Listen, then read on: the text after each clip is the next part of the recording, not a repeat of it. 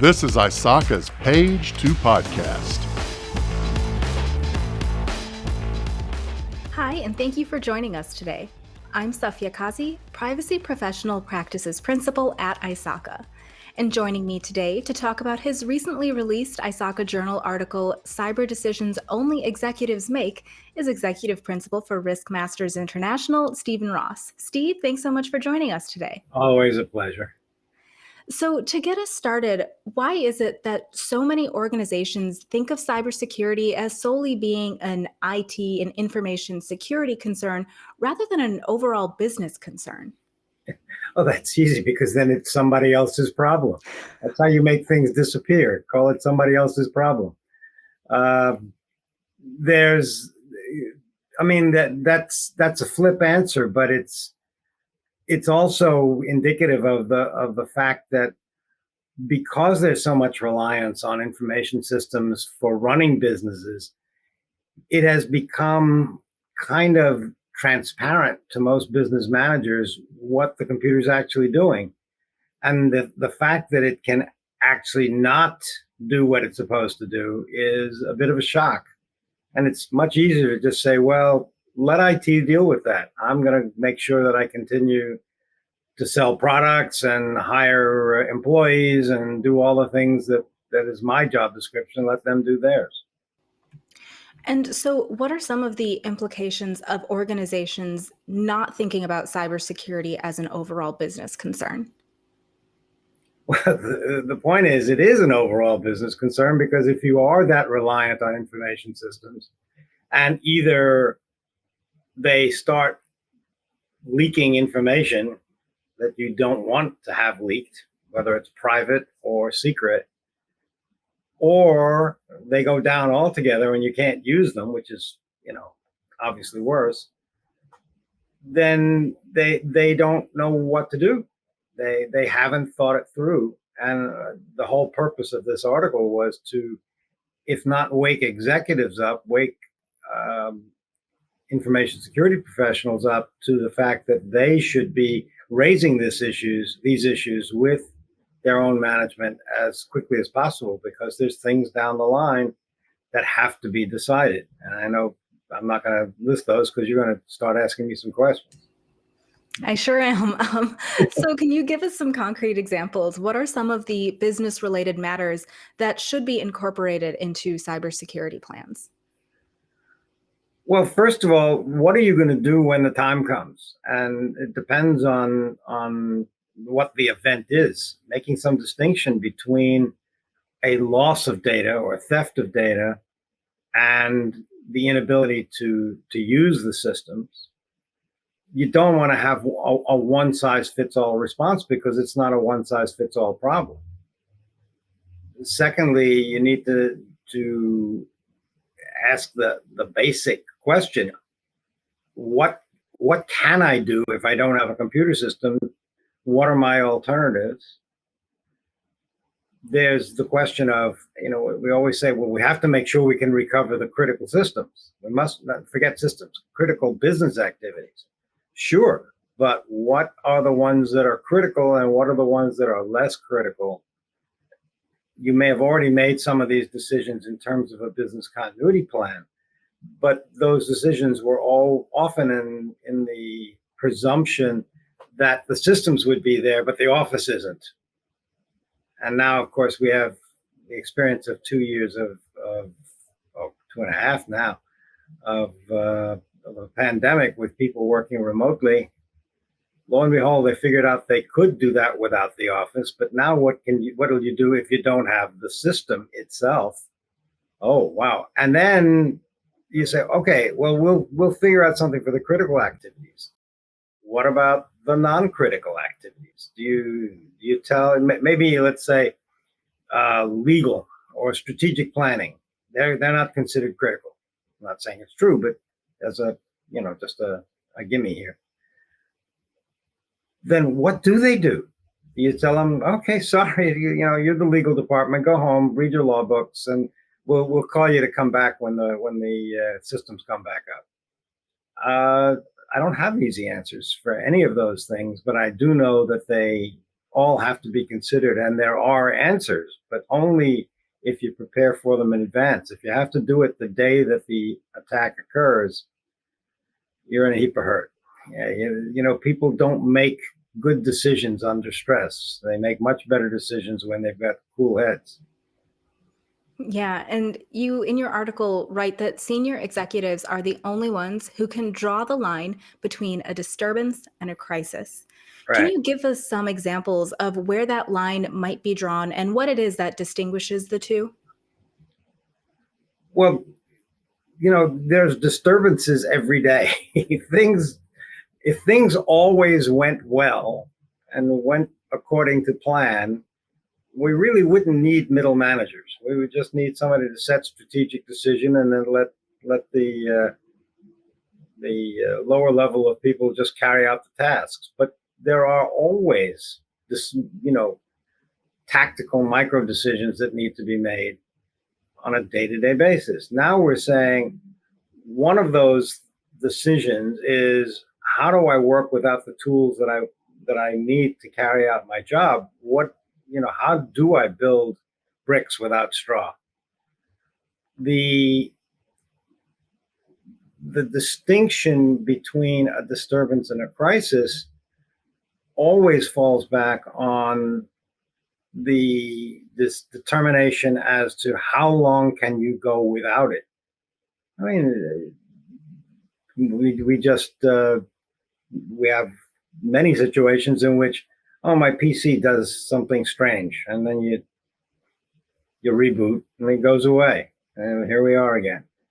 And then there's situations where you can't reboot because everything's gone. That becomes a crisis if it begins to affect your ability to conduct normal business affairs over the long term, number one.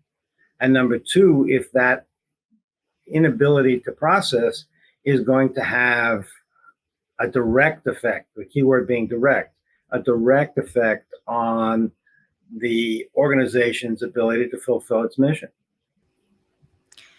And so, when it comes to whether or not systems should be shut down in the event of a cyber event, what are some of the questions and principles that can help organizations and executives make decisions to best determine whether or not systems should be shut down?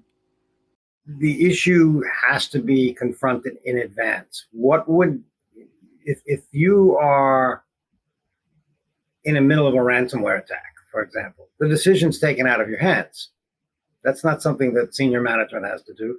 The system's not working. They've locked up the data and taken the key in a literal sense.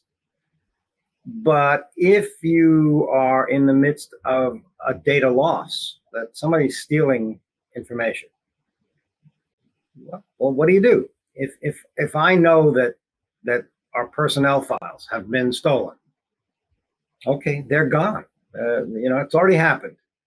Do I stop doing HR activities? Do I make a decision that I will close them down until they're fixed? Do I set them up in such a way that I can continue to capture data but not update master files? I mean, I don't have a single answer to a very broad question.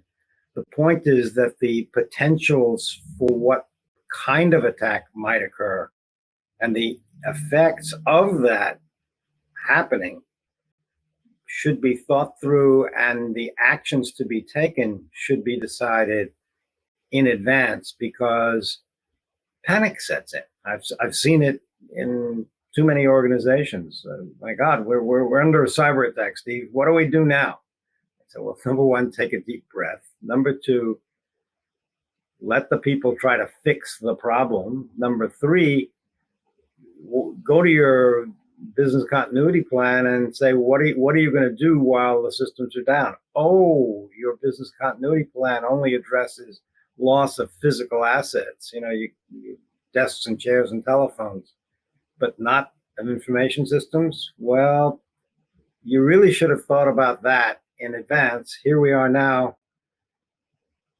You're going to have to wing it for now. So that's not a good answer.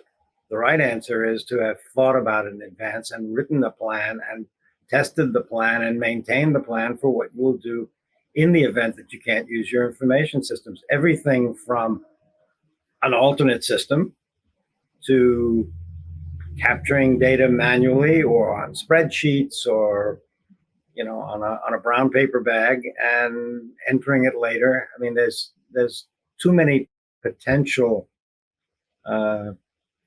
solutions to say this is the right one, but you should be thinking about what those would be, including very much important is how much of a loss is too great a loss. If the impact is an annoyance, but we can always get the data later, and if we're bringing in new hires, all right, they're not gonna be put on the payroll system on Monday, but we'll put them on the payroll system on Tuesday. They will get paid. All right, that's one thing.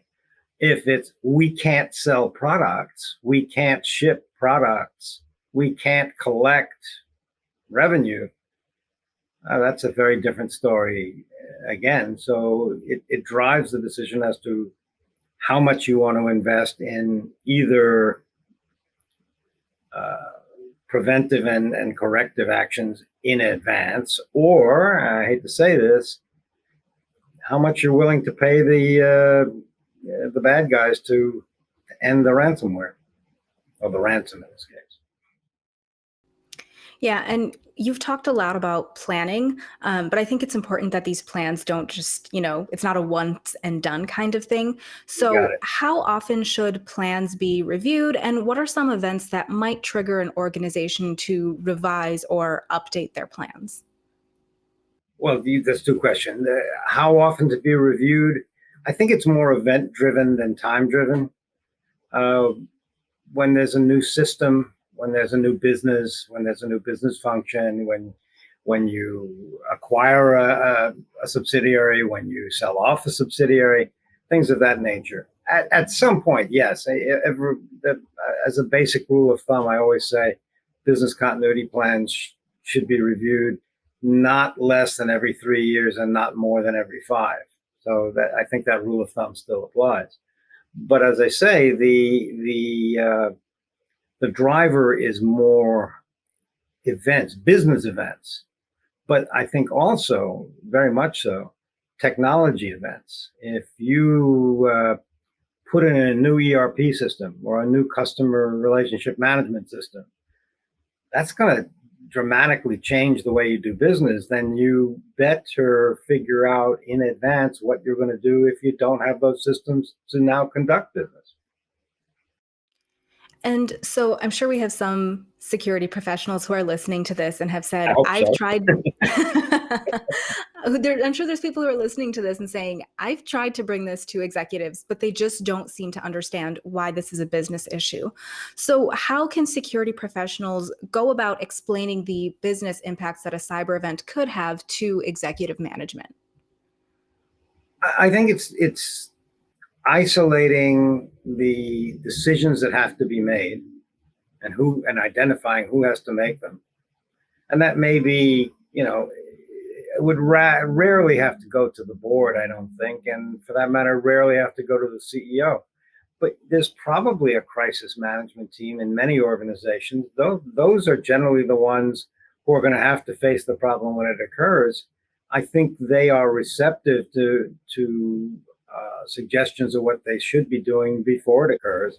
I don't think it's that hard to have security professionals get the attention of senior executives. What I think the problem is that security professionals often tend to state the problem in the effect on the system and aren't as eloquent in stating it what the effect is on the business. They're not oriented to the business as well, so that they don't have the vocabulary to state the case and get the decision.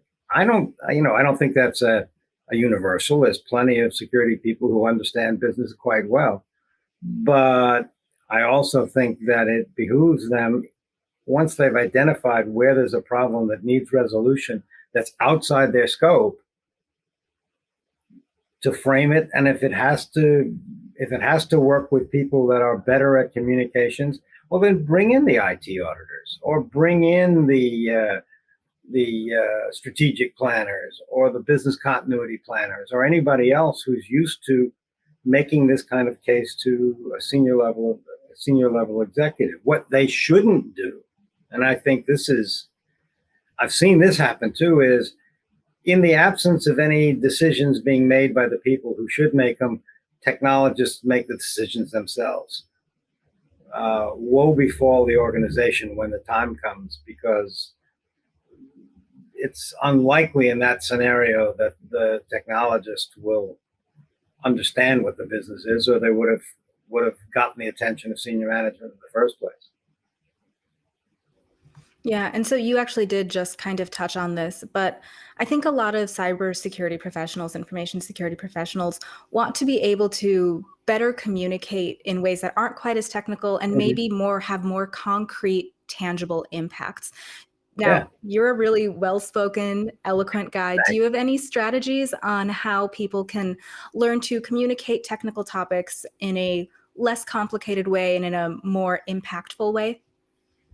Well, I've been working at this for the past 50 years, so that may be the answer, but I don't think so. It's a sad fact of our business that we hire security people for their technical skills and fire them for their communication skills. I think it starts right at the point of determining the job description and interviewing candidates and making decisions about who to promote. It's not the one who understands the intricacies of the operating system and which parameters to set. That's not necessarily the person you want in a leadership role. The person in a leadership role has to be able to make the case. And if we continue to say it's a technical problem, you're going to get technical solutions. And finally, before we wrap up, is there anything else on this topic that you'd like to share with our listeners? Well, I do want to return to that issue of paying the ransom. I mean, I don't want to leave this discussion without saying, look, I'm against it. Morally, economically, and in fact, technically, I don't think it's a good idea. I don't like paying off criminals.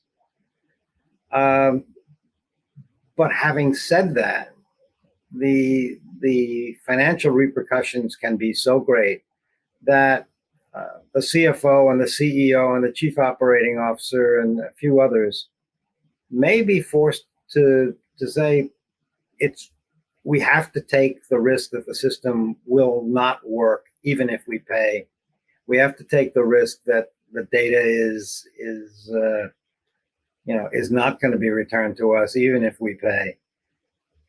But step up and do it, because there really is no alternative. They also have a commitment to the shareholders to keep the company in business. Forget make profit. That's going to be a secondary issue at this point. It's, can we stay in business? And if the answer is this is a matter of corporate viability, I think the competing moral imperatives have to be resolved. And I think that thinking about that in advance and saying, all right, these are the circumstances in which we'll hold our nose and pay, and get that approved at the topmost level. That should go to the board. We have to be realistic as well as moralistic. Thanks, Steve. And that's all we have time for in this episode of the podcast. But if you're interested in reading Steve's article, be sure to click the link in the episode description. That's all we have time for. I'm Safia Kazi, and thank you for tuning in. Thank you for joining us today for this episode of Page to Podcast. We hope you enjoyed this episode.